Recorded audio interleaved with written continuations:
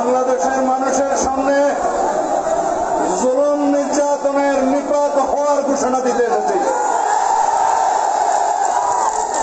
আজকে থেকে এই দেশে জুলুমের অবসান হোক।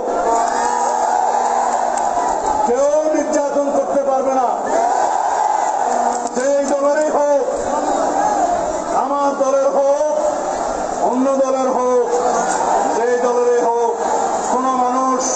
কোন মানুষের উপরে অত্যাচার করতে পারবে না, নির্যাতন করতে পারবে না, জুলুম সহ্য করা হবে না।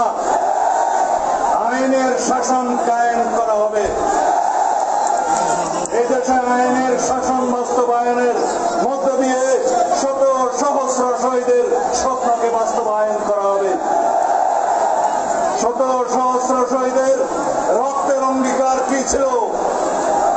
বৈষম্যহীন বাংলাদেশ। যে দেশে কোনো বৈষম্য থাকবে না, যে দেশে সবাই সাম্যের ভিত্তিতে এই দেশে নাগরিক অধিকার ভোগ করবে,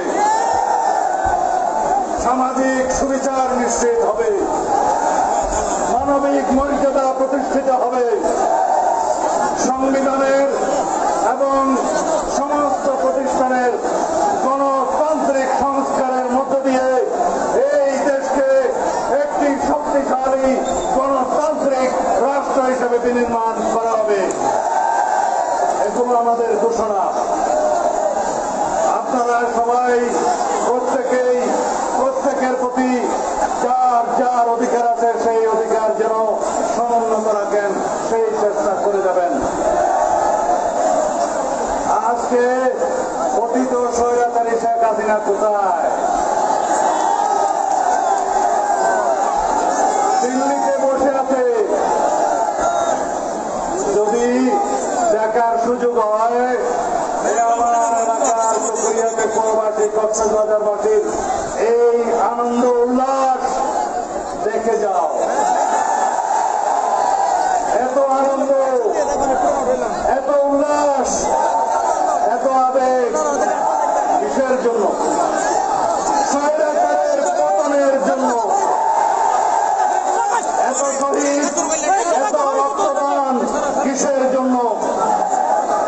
প্রকৃত স্বাধীন সার্বভৌম গণতান্ত্রিক রাষ্ট্র বিনির্মাণের জন্য।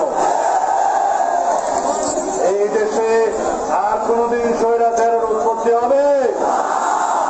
কোনদিন এই দেশে আর শেখ হাসিনার মতো স্বৈরাচারের জন্ম হবে?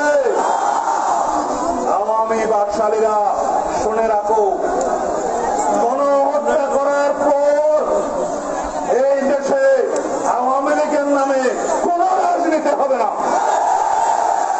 বাকশালীদের কোন রাজনীতি এই দেশে হবে না। গণহত্যার দায় স্বীকার করে ক্ষমা প্রার্থনা করা হলেও তাদের বিচার নিশ্চিত করা হবে।